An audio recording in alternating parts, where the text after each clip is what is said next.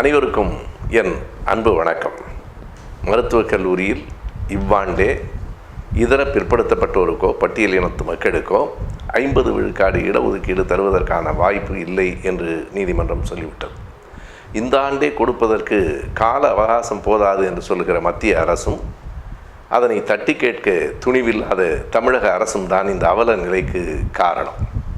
தாங்கள் ஜாதியால் மேலே இருக்கிறவர்கள் உயர்ந்தவர்கள் என்று கருதி கொண்டிருக்கிறவர்கள் பொருளாதாரத்தில் பின்தங்கி இருக்கிறோம் என்கிற பெயரில் எக்கனாமிக்கலி வீக்கர் செக்ஷன் என்கிற அடிப்படையில் 10 விழுக்காடு இடஒதுக்கீட்டை அவர்களால் பெற முடிகிறது. 21 நாள்களில் அவர்களுக்கான தனி சட்டத்தை இயற்றி அதை நடைமுறைப்படுத்தவும் மத்திய அரசால் முடிகிறது, அவர்களுக்கு செய்ய முடிகிறது. ஆனால் இதர பிற்படுத்தப்பட்ட மக்களுக்கோ அல்லது பட்டியலின மக்களுக்கோ பழங்குடி மக்களுக்கோ எதையும் செய்வதற்கு இன்றைக்கு இருக்கிற மத்திய அரசு தயாராக இல்லை.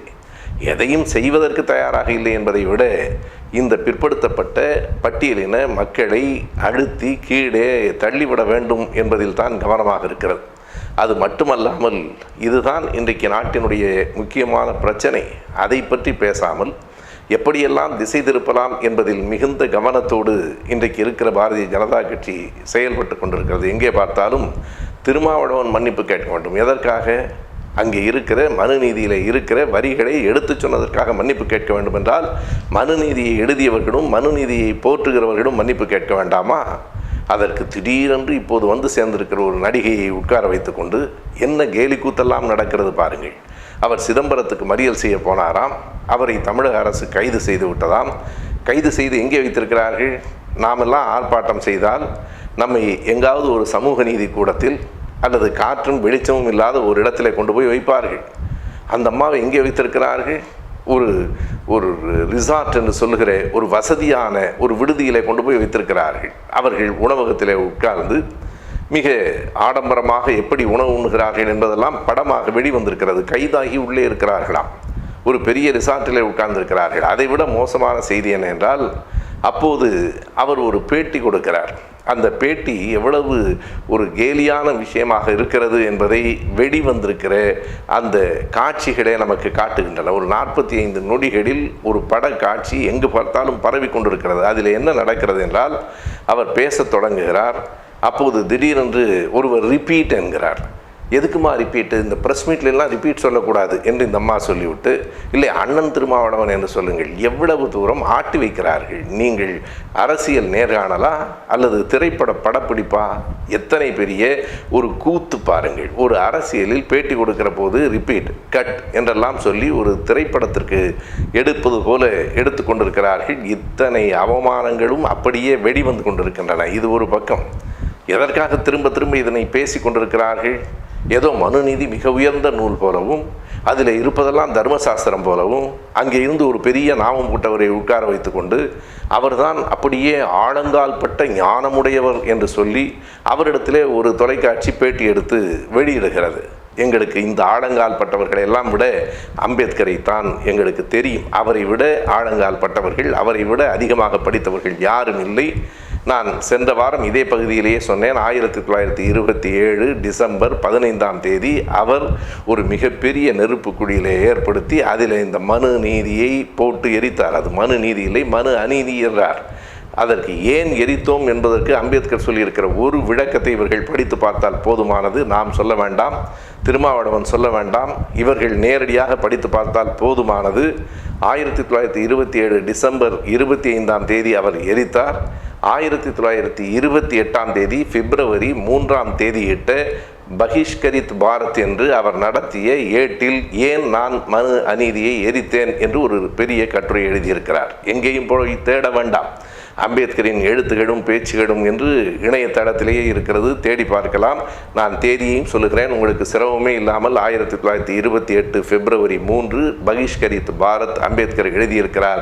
மனு நீதி என்பது எத்தனை மோசமான, எவ்வளவு சமுதாய ஏற்றத்தாழ்வுகளை நிலைநிறுத்துகிற, சமூக நீதிக்கு எதிரான ஒன்று, அது ஏன் கொளுத்தப்பட வேண்டும் என்று எங்கள் அண்ணல் அம்பேத்கர் சொல்லியிருக்கிறார். நீங்கள் இந்த நாமம் போட்டவர்களிடமிருந்தெல்லாம் நாங்கள் கற்றுக்கொள்ள வேண்டிய தேவையில்லை. ஒரு புறம் இருக்கட்டும், இங்கே என்ன நடக்கிறது என்றால், இது திருமாவளவன் அவர்களுக்கு எதிரான போராட்டம் இல்லை. நீண்ட நெடுங்காலமாக பார்ப்பனர்களின் நெஞ்சில் ஒரு முள் குத்தி கொண்டே இருக்கிறது. யாரையெல்லாம் பட்டியலின மக்கள் தீண்டப்படாதவர்கள் என்று ஒதுக்கி வைத்தோமோ அவர்களெல்லாம் இன்றைக்கு படித்து மேலே வந்திருக்கிறார்களே, அவர்கள் இன்றைக்கு மக்கள் தலைவர்களாக ஆகியிருக்கிறார்களே, அதுவும் திருமாவளவனை எழுச்சி தமிழர் என்கிறார்களே. பொறுக்குமா இவர்களுக்கு? ஒரு பட்டியல் இனத்திலே பிறந்து ஒரு கிராமத்திலே சேரியிலே பிறந்து வளர்ந்த ஒருவன் ஒரு எழுச்சி தமிழனாக மக்கள் தலைவனாக வருவதை இவர்களால் பொறுத்து கொள்ள முடியாது. இந்த பார்ப்பனர்கள் அந்த பட்டியலின மக்களுக்கு எதிராக தொடுத்துள்ள போர் தான் இது. இதை மறைப்பதற்கு என்ன செய்கிறார்கள்? இந்து என்கிற போர்வையில் வருகிறார்கள். அது மட்டுமில்லை, நேரடியாக தங்களை அறியாமல் அவர்களின் உண்மை உருவம் எங்கே வெளிப்பட்டிருக்கிறது என்றால் ஹெச் ராஜாவினுடைய பேட்டி எல்லாம் வலையொலிகளிலே வந்து கொண்டிருக்கிறது. ஹெச் ராஜா என்ன சொல்கிறார்? திருமாவளவனுக்கு எதிராக யார் போராட வேண்டுமாம்? நான் திரித்து சொல்லவில்லை. சிவகங்கையிலே மருது சகோதரர்கள் விழாவிலே கலந்து கொண்டு விட்டு அவர் பத்திரிகையாளர்களுக்கு கொடுத்த பேட்டியில் சொல்லுகிறார், வன்னியர்கள், தேவர்கள், கவுண்டர்கள் எல்லோரும் திருமாவளவனை எதிர்த்து போராட வேண்டும். யார் இவர்களெல்லாம்? எல்லோரும் தமிழர்கள், எல்லோரும் பார்ப்பனர் அல்லாதவர்கள்.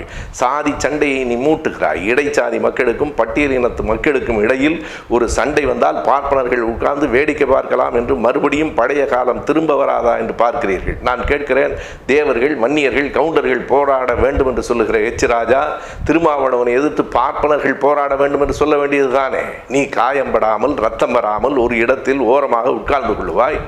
இந்த இடைச்சாதி மக்களும் பட்டியலின மக்களும் மோதுகிற போது 2 ஆடுகள் மோதினால் கொட்டுகிற ரத்தத்தை குடிக்கலாம் என்று எதிர்பார்க்கிற ஓநாய்களாக இந்த பார்ப்பனர்கள் இருக்கிறார்கள். இந்துக்களுக்கும் இவர்களுக்கும் எந்த தொடர்பும் இல்லை. இந்துக்களை பற்றி இவர்களுக்கு கவலையும் இல்லை. முழுக்க முழுக்க பார்ப்பனிய ஆதிக்கத்தை மறுபடியும் இந்த மண்ணிலே நிலைநிறுத்த வேண்டும் என்று நினைக்கிறவர்கள், பட்டியலின மக்கள் மறுபடியும் தீண்டப்படாதவர்களாக ஆக்கப்பட வேண்டும், அவர்களுக்கு சமூக மரியாதை வந்துவிடக் கூடாது என்று கருதுகிறவர்கள் தான் இன்றைக்கு திருமாவளவனுக்கு எதிராக மனுநீதியின் பெயரால் ஒரு போராட்டம், அதுவும் பெண்களை காப்பாற்றுகிறார்களாம். நீங்கள் பெண்களை மதிக்கிற லட்சணம் எங்களுக்கு தெரியாது. என்றைக்காவது இந்த பார்ப்பனர்களின் வீட்டில் எந்த பெண்ணையாவது நீங்கள் மரியாதையாக அடைத்திருக்கிறீர்களா? அம்மாவை கூட வாடி போடி என்று பேசுகிறவர்கள் இவர்கள். காலகாலமாக பெண்களை மதிக்கிறவர்கள் நாங்கள். பெண்களுக்கும் எங்களுக்குமான உறவும் பெண்களுக்கும் எங்களுக்குமான நட்பும் நீங்கள் சொல்லி நாங்கள் கற்றுக்கொள்ள வேண்டிய தேவையில்லை. முதலில் தாயை, வேறு யாரையும் கூட அல்ல, நான் மனைவியை கூட சொல்லவில்லை, அம்மாவை வாடி போடி என்று பேசுவதை நிறுத்திவிட்டு பிறகு எங்களுக்கு வந்து பாடம் எடுக்கலாம். எதற்காக இத்தனை ஒரு ஆவேசத்தோடு நாம் பேச வேண்டியிருக்கிறது என்றால், இன்றைக்கு இதர பிற்படுத்தப்பட்ட மக்களுக்கு எந்த இடமும் இல்லை என்று சொல்லியிருக்கிறீர்களே. ஏற்கனவே இருக்கிற நிலை என்ன?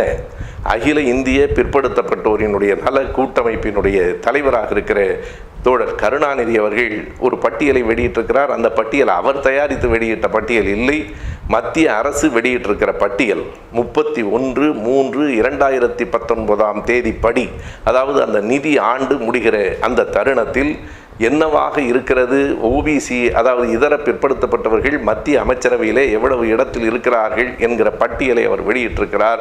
இது சரியில்லை என்றால் நீங்கள் ஆதாரத்தோடு எடுத்து காட்டுங்கள். அவர் என்ன சொல்கிறார்? மத்திய அமைச்சரவையில் மொத்தம் 41 அமைச்சரவைகள் இருக்கிறது. அந்த அமைச்சகங்கள் மொத்தம் 41.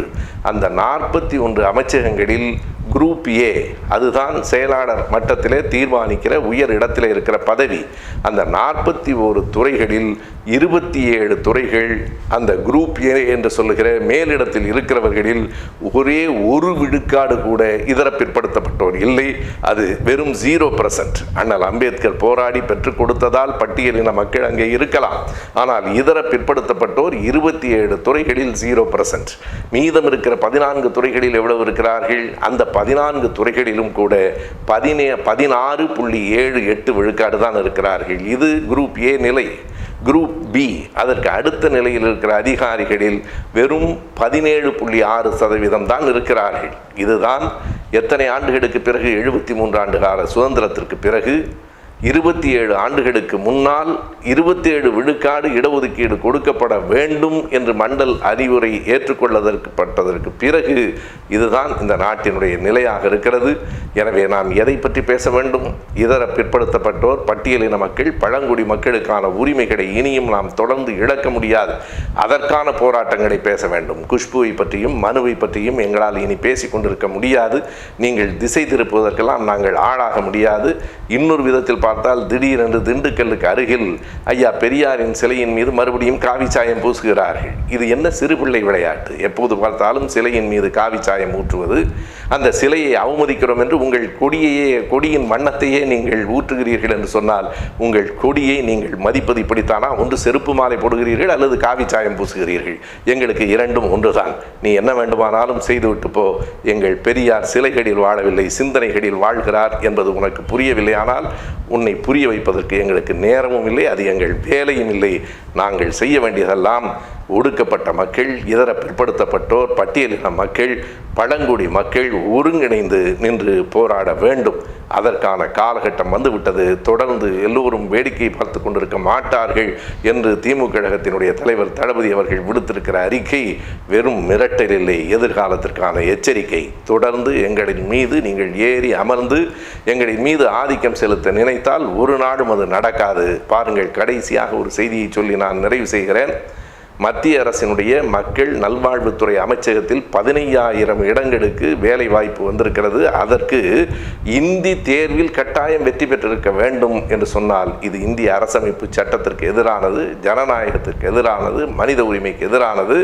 அடுத்த போராட்டத்திற்கு இவர்கள் வழிவகுத்திருக்கிறார்கள் என்பது புரிகிறது. இனி களத்தில் சந்திக்க வேண்டிய கட்டாயம் நம் எல்லோருக்கும் வருகிறது. சந்திப்போம். நன்றி, வணக்கம்.